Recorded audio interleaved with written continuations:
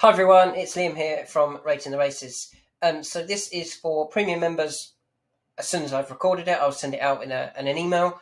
And for free members tomorrow, sometime during the morning. Obviously, I'm showing ratings. I'm talking about the races. So it's a premium bonus for our premium members. So obviously, that's why the free members are going to get it a little bit delayed. So there's a few horses that I want to talk about tomorrow. Horses I think will run big races. And also why they might run big races. And we'll start off with the obvious one, 3 under through 5. I'm hoping he wins. Similar to Next Destination last year, they obviously went on to the National Hunt Challenge Chase last year and got beat by Galvin, who's now second favourite for a Gold Cup. I'm sure Paul Nicholls will be keen to win this race again at Warwick, go to the Cheltenham Festival and win that race this time, and hope they don't bump into a graded horse. Obviously, the McNeils like that race as well. They've had Iscaria 10 run a great race last year, finishing third. So they're another one that will be keen to win that race. So 3 under through 5. If you like him for that race at the Cheltenham Festival, it's probably worth backing him before this race. I fully expect him to win here. And if he does, he's going to shorten for that race at the Cheltenham Festival. Moving on to something interesting, it's the Coral Cup, the Coral Lanzarote Hurdle tomorrow.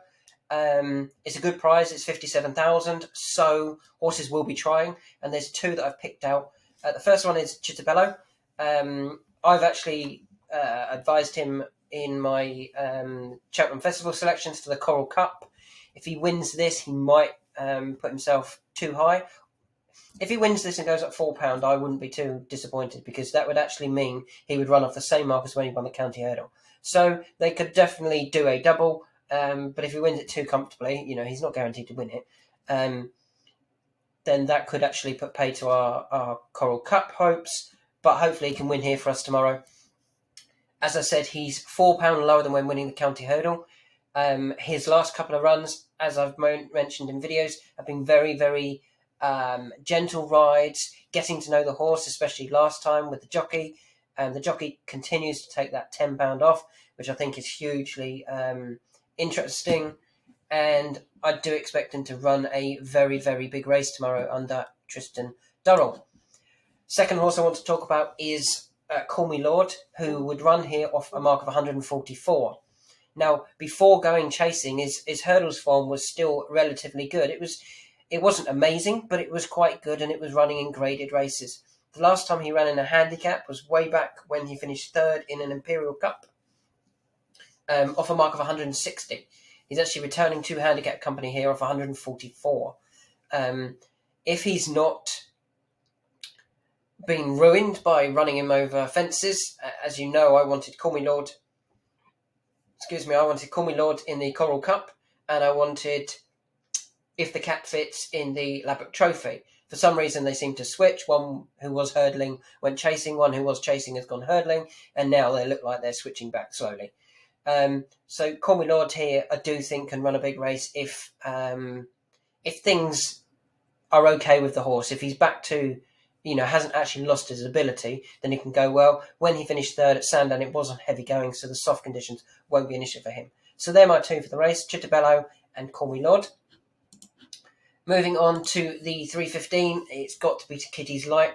I actually think 3 Mile at Kempton is too short for Kitty's Light to be at his best.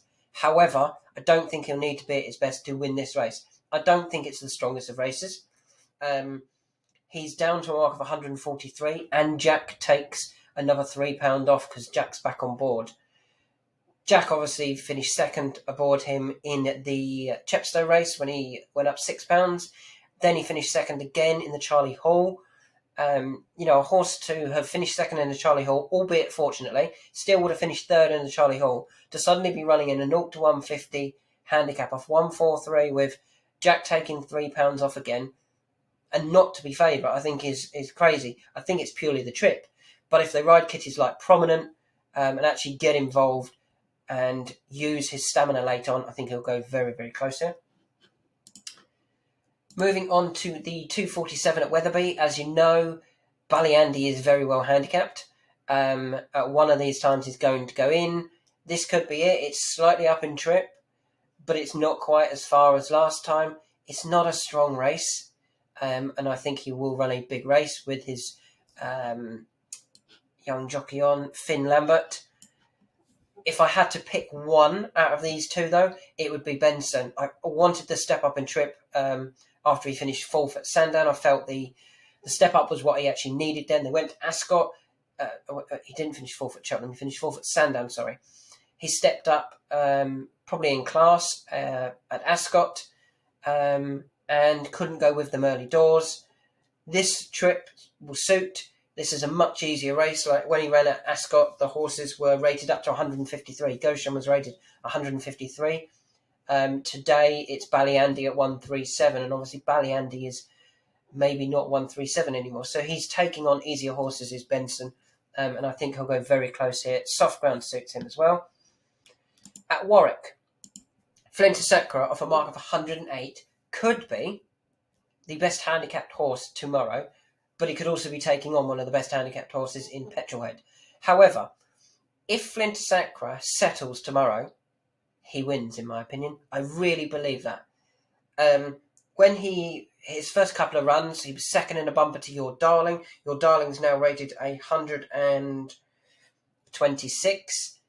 Flintasecra's running here off 108. And he wasn't that far beaten when he was fourth. 7 and a bit lengths to the 155 rated Mike Drogo.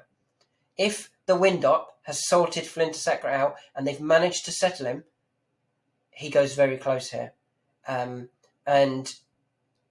if Petrolhead wasn't in the race, I'd be really, really keen on Flintasecra. But we know that Ronan McNally likes to do these gambles and other horses that are ridiculously well handicapped.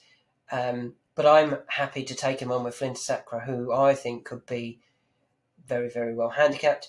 If he starts pulling like a train, it wouldn't surprise me if they pulled him up and he never ran again. I really think he's that much of a liability, and or at least not in the JP colours. So Flintasecra there. Moving on to the Classic Chase. I like two here, and you can see where they are on the ratings. Top rated and bottom rated. We'll start with bottom rated. He won this race last year off the same mark. Has dropped in the weight since after finishing pulled up 3 times and then showing a little bit more when 6th last time out. Alan King has suggested this has been his target all season. Yeah, you would say that. He probably might not have been. He might have been going for something else and it hasn't worked. So you're going to, try and make out that this has been your target. When he beat Achille in this race last year, he would be better off at weights with Achille because Achille went up to a mark of... went up £5, then £9, and then dropped £1. So he's £8 and £8. But it's finished 2nd, 6th, 5th, and 4th of those £5 high mark, £9 high mark, £8 high mark, and £8 high mark. Good form. Shows the form actually was quite good last year, and not a chance he's back off that same mark, 139. And the other one I like is Paddle Your Own Canoe. He's come out top rated, which is very interesting and obviously great for Dan Skelton, who does well at Warwick. But I also thought all season that Captain Chaos is going to be turning back up here. Captain Chaos has finished 2nd and 4th the last 2 years, off marks of 136 and 134. Could have ran here off a mark of 128, would have got in quite comfortably, and would have looked very well handicapped. The fact that Dan Skelton has felt I don't need to run him because I've got another one, I've got Paddle Your Own Canoe, that's very eye-catching to me. And the final race is the 335. A 7-runner Pertemps qualifier. Remember, the top 6 of this will qualify for the Pertemps final if their handicap mark is high enough. And that's where I think that's the crucial thing here. Numbers 1 to 6, Third Wind, Alaphilippe, Sporting John, Cider Burley, the Jam Man, Keeper Hill, are all high enough rated to get straight in if they finish in the top 6. Riggs probably is not. Riggs needs to win to go up enough to get in. So he's the obvious one who, in my opinion, is going to be trying. Alaphilippe is from the same trainer that won it last year, Imperial Alcazar, but doesn't need to win. It's his first run back. They could literally get him qualified, finish in the top 6 and go straight for the Pertemps final. Whereas they may have messed up Imperial Alcazar by winning last year. I want Third Wind to finish 5th because I want him qualified because I like him for the Pertemps final. But Riggs is the only one here that really needs to win. Side of Burley definitely doesn't need to win. Obviously, a dual winner of the Temps final. Finishes in the top 6 and may drop in the handicap here. And they've got Champ now who can go for the Stayers Hurdle. So they don't need to send the 10-year-old Side of Burley to the Stayers Hurdle. They can send it back to the Temps final to try and win that again. But they won't want to win off 158 and go up to 160, 162. Because trying to give all that way away in the Temps final would be madness. So that's why I really like Riggs there. I think he is the only one who actually needs to win. So just a quick recap. 3 under through 5 to win here and then go on to the National Hunt Challenge Chase at Cheltenham Festival. If you like him, back him now for that race. Chittabello, I was hoping it was the Coral Cup, not the Coral Lanzarote Hurdle. The jockey had a nice learning ride on him last time and should go well here. Call Me Lord is very well handicapped. Last seen in a handicap running 3rd off 160, now down to 144, but his hurdles form was fine. It's just over fences he was dire. Kitty's Light is essentially running off is it £6 or £7 lower mark than last time when he ran well for 4th. He has Jack Tudor back on board, and I think this is an easier race than last time. Benson definitely runs in an easier race, has the step up in trip, gets the soft going. I really like him. Bally Andy can certainly go close tomorrow off his tumbling mark. Flinta Sacra could be the best handicapped horse tomorrow, but could also pull up and never be seen in a JP Silks again.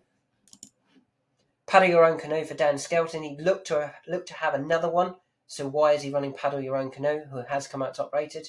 Not a chance, does have a chance because he won this race off the same mark last year. And finally, Riggs is the only horse in the Temps qualifier that needs to win the qualifier to get in the final.